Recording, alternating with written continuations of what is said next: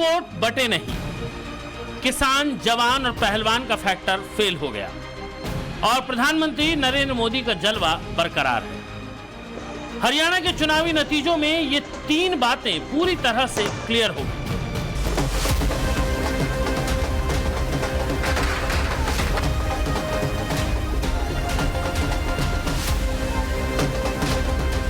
पहली बार जाटलैंड में कोई भी पार्टी लगातार तीसरी बार सरकार नहीं बना पाई थी, मगर ये करिश्मा पीएम मोदी ने अपने दम पर कर दिखाया।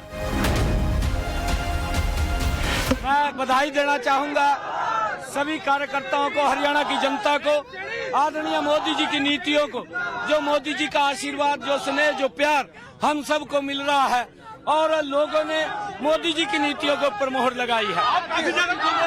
नया भारत, नया हरियाणा, विकसित भारत, विकसित हरियाणा बनेगा।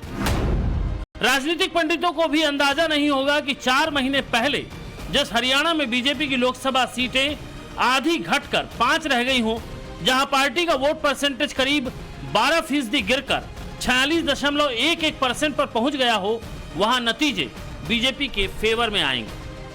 मगर मोदी हारी हुई बाजी को जीतना जानते हैं, इसलिए उस ओबीसी वोट को टारगेट करते हुए नए सिरे से रणनीति बनाई, जिसने बीजेपी को लोकसभा चुनाव में 22% वोट दिया था। हरियाणा में 27% जाट हैं और 73% गैर जाट वोटर हैं।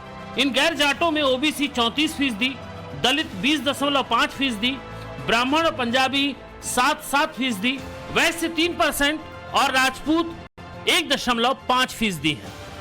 मोदी को मालूम था कि 2024 के लोकसभा चुनाव की तरह ही जाट वोट उसे बहुत ज्यादा नहीं मिलेगा, क्योंकि बीजेपी के खिलाफ एंटी जाट माहौल बन गया था। इसीलिए सूबे की सबसे बड़ी आबादी यानी ओबीसी पर फोकस किया गया और 24 ओबीसी कैंडिडेट उतारे। ओबीसी समाज से आने वाले नायब सिंह सैनी को मुख्यमंत्री बनाया।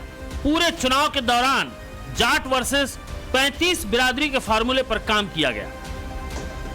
मोदी और बीजेपी का यह पॉजिटिव मैनेजमेंट हरियाणा में काम कर गया और नतीजा कांग्रेस की हवा होने के बावजूद मोदी मैजिक चल गया। हरियाणा में केंद्र की योजनाएं मोदी जी की और राज्य सरकार ने भी जो कल्याण के काम किए, उसका असर साफ नजर आ रहा था और आज परिणामों में प्रकट हो रहा है। कितनी तोड़ने की कोशिश कर ले समाज को कांग्रेस, लेकिन उनके इरादे, उनके मंसूबे कभी सफल नहीं होंगे।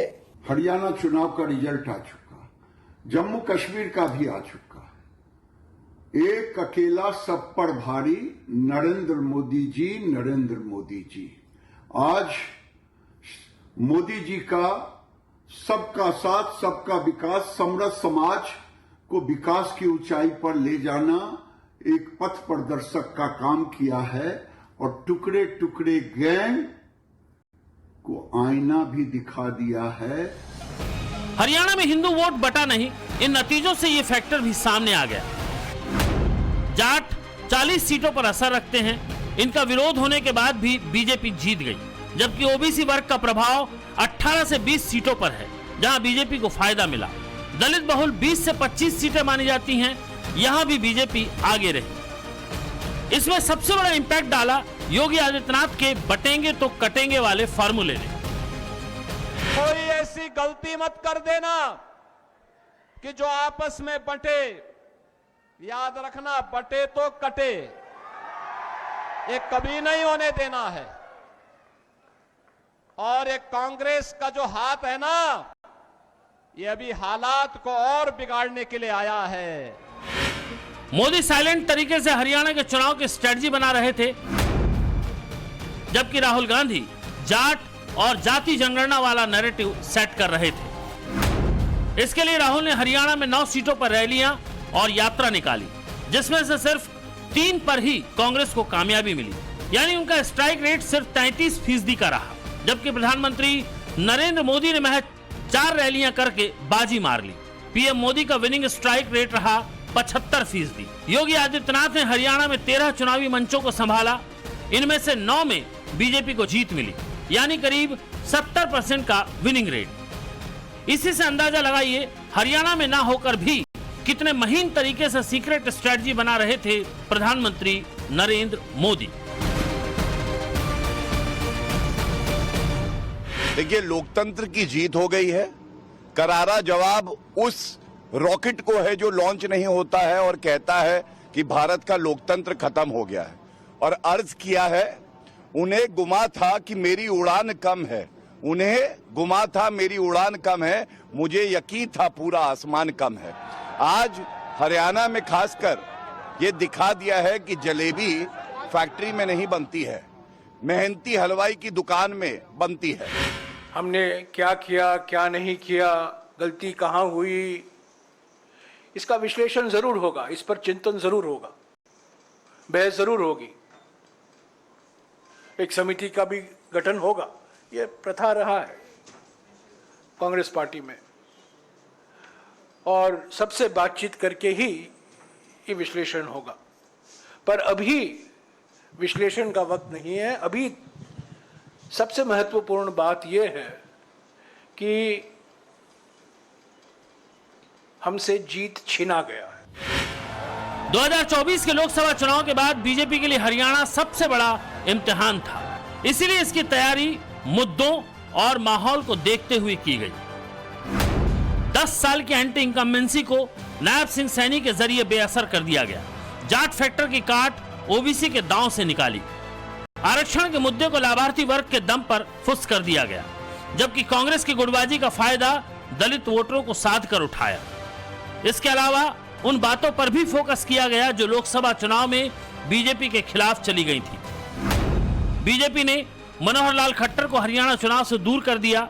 अपने नाराज नेताओं को मनाने में देरी नहीं की, पहलवानों से जुड़े मुद्दे पर बोलने से परहेज किया और मिर्चपुर गोहाना कांड को तूल देकर यह विश्वास दिलाया कि बीजेपी सरकार में दंगों का कोई स्कोप नहीं। सबसे बड़ी बात, कांग्रेस की ओवर कॉन्फिडेंस को सधे तरीके से समझा और यह मैसेज भी दिया कि मोदी को हराना अकेले कांग्रेस के बूते की बात नहीं।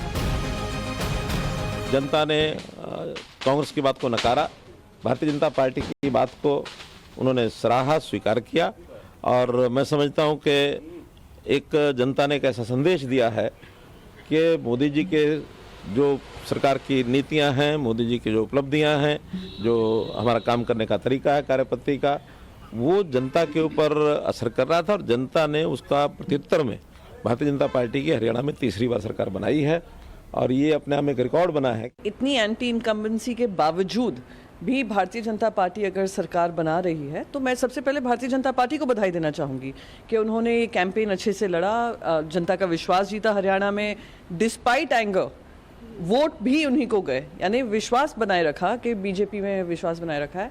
और कहीं ना कहीं कांग्रेस पार्टी को भी अपनी रणनीति देखनी पड़ेगी कि जैसे डायरेक्ट फाइट होती है बीजेपी के साथ, कांग्रेस कहीं ना कहीं कमज़ोर पड़ जाती है। हरियाणा के नतीजों ने बीजेपी के एक और फार्मूले पर मोहर लगा दी, और वो है चुनाव से पहले सीएम को बदलने का। मनोहर लाल खट्टर को हटाकर नायब सिंह सैनी को जिम्मेदारी सौंपी गई और फिर चुनाव में बीजेपी को जीत मिली। गुजरात में 2017 में आनंदीबेन पटेल को हराकर विजय रूपाणी को सीएम बनाया, और 2021 में विजय रूपाणी को हटाकर भूपेंद्र सिंह पटेल को गद्दी पर बिठाया। नतीजा, दोनों ही बार बीजेपी जीत गई। इसी तरह उत्तराखंड में चुनाव से ऐन पहले तीरथ सिंह रावत के बदले पुष्कर सिंह धामी को सीएम बनाया गया, और 2022 विधानसभा में बीजेपी को जीत मिल गई। त्रिपुरा में हुए 2023 के विधानसभा चुनाव से पहले विप्लव कुमार देव को हटाकर माणिक साह को मुख्यमंत्री बनाया, और ये चुनाव भी बीजेपी के फेवर में रहा। सिर्फ कर्नाटक में बीएस येदियुरप्पा को हटाकर बसवराज बोम्मई को मुख्यमंत्री बनाने का दांव काम नहीं कर पाया था। अब हरियाणा में बीजेपी की हैट्रिक बूस्टर डोज की तरह है। साथ ही राहुल गांधी को जवाब है कि उनके नैरेटिव हर बार नहीं चलते रहेंगे।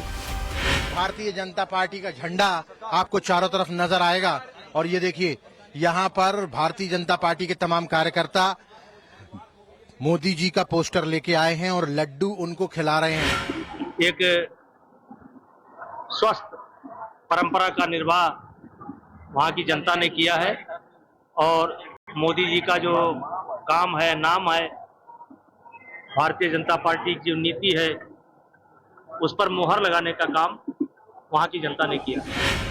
हरियाणा के चुनाव में न सिर्फ बीजेपी की सीटें पिछली बार के मुकाबले बढ़ी हैं, बल्कि वोट परसेंट में भी इजाफा हुआ है और इस बात पर मुहर लगाता है कि मोदी का मैजिक आज भी देश में सबसे टॉप पर है। 2014 में उनका जो क्रेज शुरू हुआ था वो नॉन स्टॉप जारी है। ब्यूरो रिपोर्ट, टाइम्स नाउ, नव भारत।